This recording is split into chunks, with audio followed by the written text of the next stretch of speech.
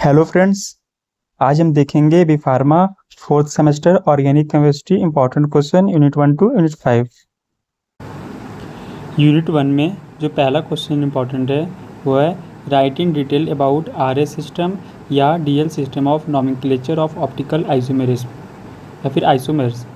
तो इसमें आपको बताना है कि जो ऑप्टिकल आइसोमर्स हैं उनका हम नॉमेनक्लेचर कैसे करते हैं, अगर करते भी हैं तो आर एस सिस्टम से करते हैं और डी एल सिस्टम से करते हैं। तो आपको बताना पड़ेगा कि आर एस सिस्टम और डी एल सिस्टम से हम कैसे ऑप्टिकल आइसोमर्स का नॉमेनक्लेचर करते हैं। ये 7 और 10 नंबर में पूछ लेता है कभी कभी।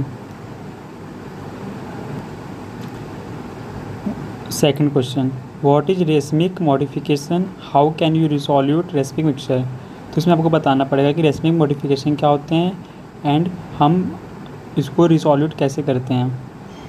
Third question, what is asymmetric synthesis and it's type.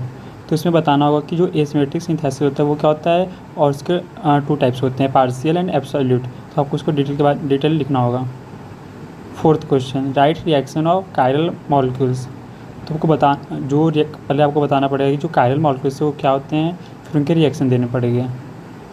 आप देखो 2 नंबर में जो क्वेश्चन पूछते हैं, ये जो 7 क्वेश्चन है इसी में से 2-3 पेपर में पूछ लेते हैं।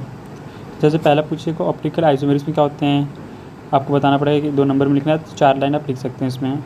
और सेकंड क्वेश्चन आपको बताना पड़ेगा कि स्पेसिफिक रोटेशन क्या होता है, ऑप्टिकल प्योरिटी क्या होती है, difference between chiral and difference between chiral and ये chiral molecules, difference between enantiomer and diastereomers, और ऑप्टिकल एक्टिविटी क्या होता है एंड मिसो कंपाउंड्स क्या होते हैं। तो यूनिट 1 में इतना ही इंपॉर्टेंट क्वेश्चन है। तो यूनिट 1 से हमारे पेपर में बहुत ज़्यादा क्वेश्चन पूछते हैं। पहला तो देखो पूछेगा वो first question D L R S system, और एक क्वेश्चन और पूछता है जो इम्पोर्टेंट है, what is racemic modification and dissolute of racemic mixture. ये 2 क्वेश्चन हरदम पूछता है, और 2-2 नंबर वाले में तो कोई पूछ सकता है।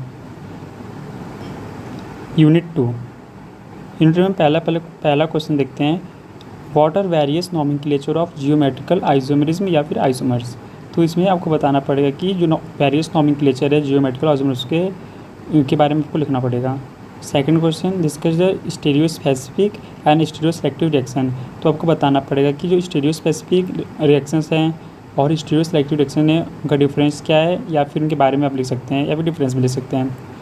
और third question, explain methods of determination of configuration of geometrical isomers. So different methods हैं जिसको हम डिटरमाइन करते हैं कॉन्फ़िगरेशन ऑफ जियोमेट्रिकल आइसोमरिज्म को। तो इसमें क्या करना है कि जो हमारे फिजिकल मेथड्स, केमिकल मेथड्स हैं उनके बारे में लिखने हैं। Fourth question, what are conformational isomers, explain about cyclohexane. तो इसमें आपको बताना पड़ेगा जो कॉन्फॉर्मेशनल आइसोमरिज्म होते हैं वो क्या होते हैं, और साइक्लोहेक्सेन के बारे में लिखना पड़ेगा आपको। 2 मार्क्स में देखो क्या पूछता है, सीस एंड ट्रांस का डिफरेंस पूछ लेगा, जियोमेट्रिकल आइसोमरिज्म क्या होते हैं ये पूछेगा, एट्रोप आइसोमरिज्म क्या होता है, and condition for biphenyl compounds to show optical activity. जो बाइफिनाइल कंपाउंड्स है वो ऑप्टिकल एक्टिविटी शो करते हैं पर उसके लिए कोई कंडीशन है, तो उसमें आपको 2 नंबर पूछेगा, 2-3 लिख दीजिएगा। यूनिट 3 तो यूनिट 3 में आपको बताना पड़ेगा, right in detail about nomenclature of classification of heterocyclic compound with example. जो हेट्रोसाइक्लिक कंपाउंड हैं, जो हेट्रोसाइक्लिक कंपाउंड्स हैं उनका क्लासिफिकेशन लिखना पड़ेगा आपको, nomenclature with example.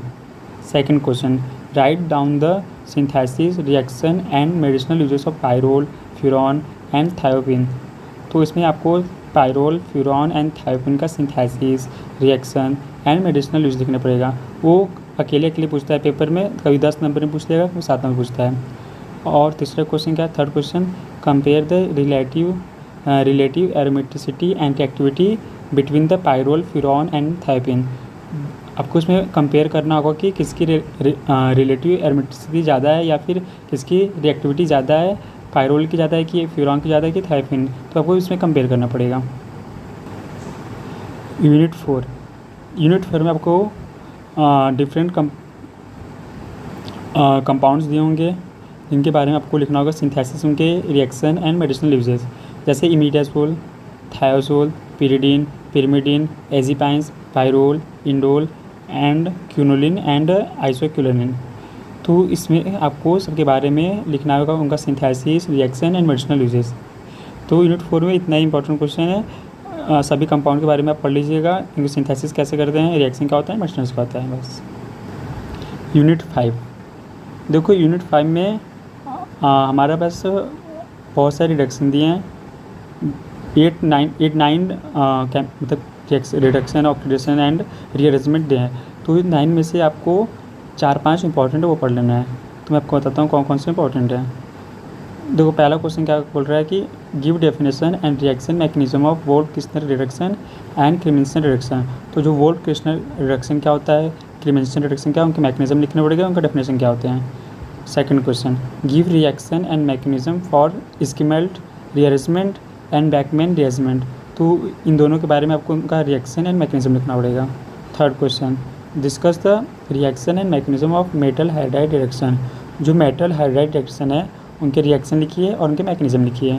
And fourth question क्या है, give reaction and mechanism of Oppenauer oxidation and Dakin reaction.